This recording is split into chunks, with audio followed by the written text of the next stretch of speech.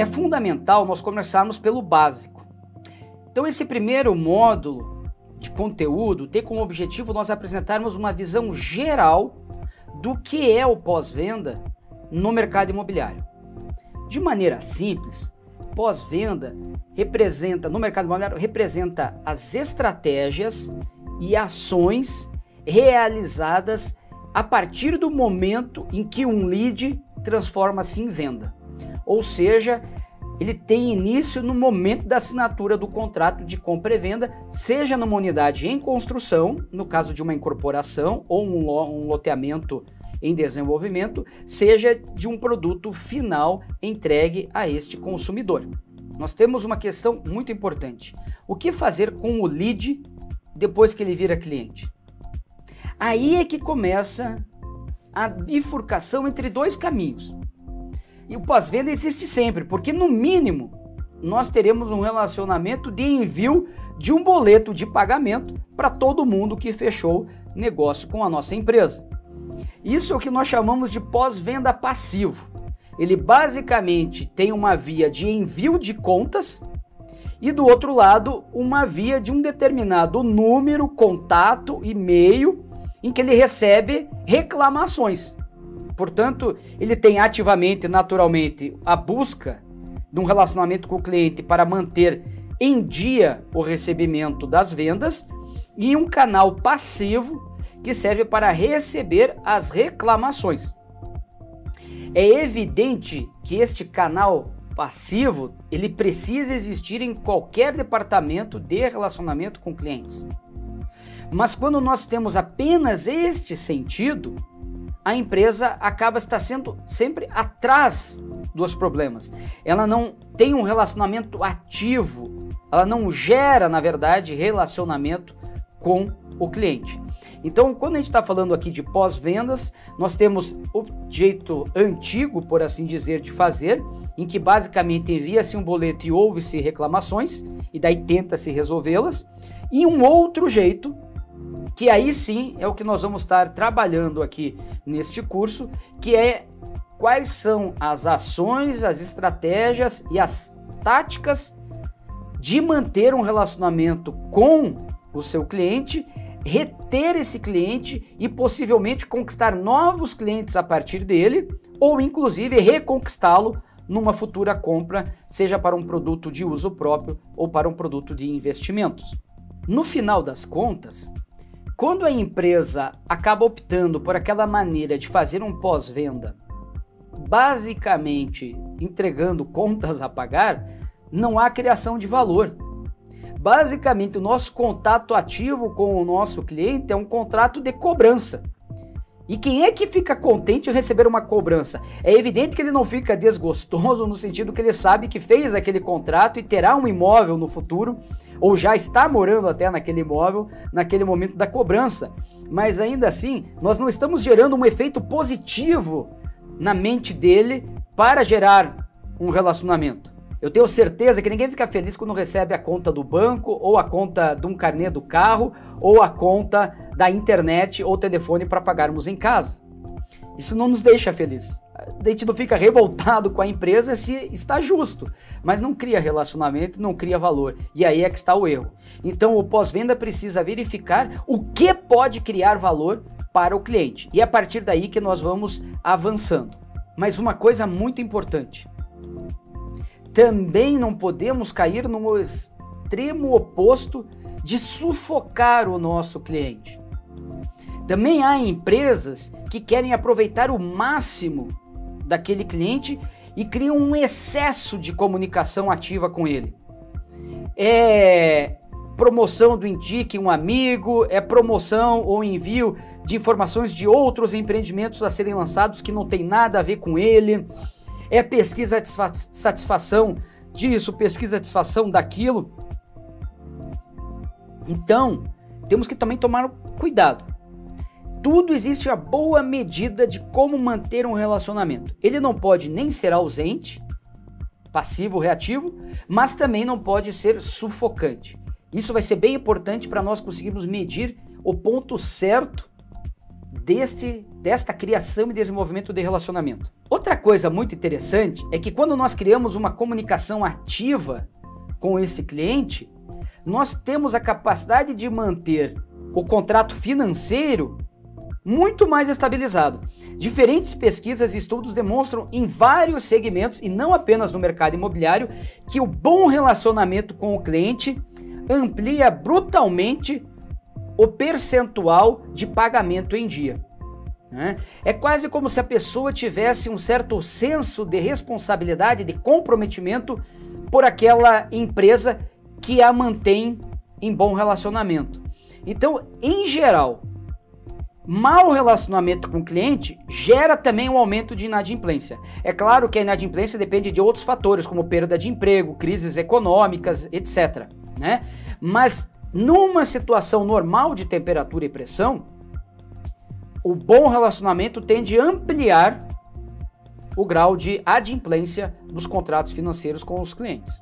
O fundamental, e aí vão entrar diferentes estratégias de pesquisas para entender o que o cliente quer e o que ele necessita, que tipo de relacionamento ele quer com a empresa. Nós vamos falar isso em módulos ainda mais avançados, mas a estratégia central é determinar o que é relevante para o nosso cliente. Aí está o segredo de conseguir criar a relação com ele. Porque quando nós enviamos mensagens, conteúdos, sejam eles por escrito, por WhatsApp ou por telefone, que não tem relevância para o cliente, o risco é o seguinte: quando nós mandarmos alguma coisa importante, ele não vai prestar atenção. Então, se a gente encaminha constantemente coisas que não são relevantes, não criam valor para ele, aquilo que é muito importante para nós poderá cair no mesmo nível para esse cliente daquilo que tem pouca ou nenhuma importância para ele. Então, o segredo vai ser encontrar os pontos de relevância para o relacionamento. Isso serve para qualquer tipo de relacionamento humano. Nós temos relacionamentos eminentemente profissionais, relacionamentos de coleguismo, relacionamentos de amizade, relacionamentos familiares. E o que a gente espera de cada tipo de relacionamento, muitas vezes, quando não sempre, é completamente diferente. A gente encontra valores diferentes em diferentes tipos de relacionamento. Portanto, o segredo aqui é encontrar o que será importante para que o relacionamento entre a minha incorporadora, a minha urbanizadora e o meu cliente seja relevante para ambos. Finalmente, também entendendo esse contexto geral, nós temos que saber o seguinte: todo e qualquer relacionamento com o cliente precisa ter claro quem são os pontos de contato.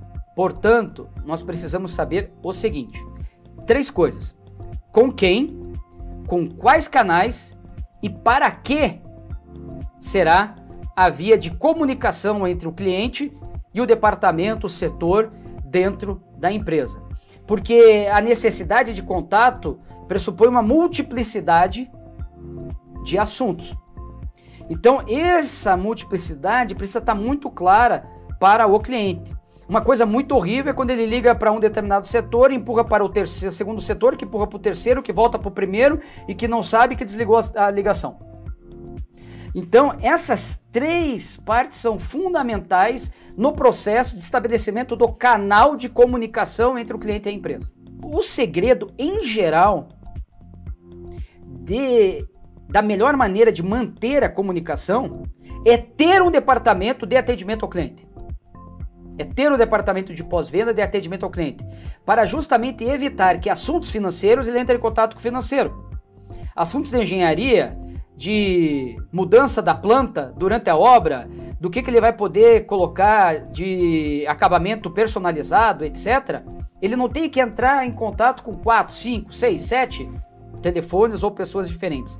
E centralizar sempre, na medida do possível, o relacionamento com o departamento de relacionamento com o cliente. E este departamento aciona as áreas internas da empresa que vão solucionar aquela necessidade de informação, aquele pedido, aquela negociação, enfim, cada um dos assuntos que são apropriados para aquele momento. É importantíssimo também manter sempre o cliente informado de cada etapa marcante durante um processo de obra. Vamos imaginar, porque o ciclo mais longo que um cliente pode ter é quando ele compra na planta no dia do lançamento. O relacionamento vai ser literalmente do primeiro dia até o pós-entrega de chaves. Então ele tem o ciclo completo.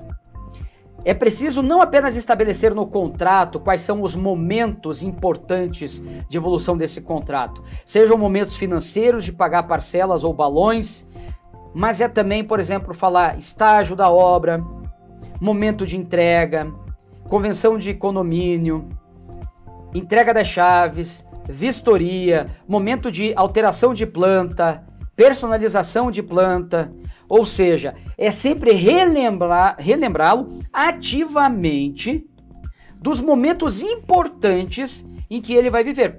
Porque existe aquele perfil de consumidor que é ultrativo, ele já sabe de tudo o tempo inteiro, entra na área do cliente do site, na intranet da empresa e acompanha tudo. E existe aqueles que não, se esquecem das coisas. E muitas vezes poderão ficar revoltados de terem eles se esquecidos e culparão a empresa.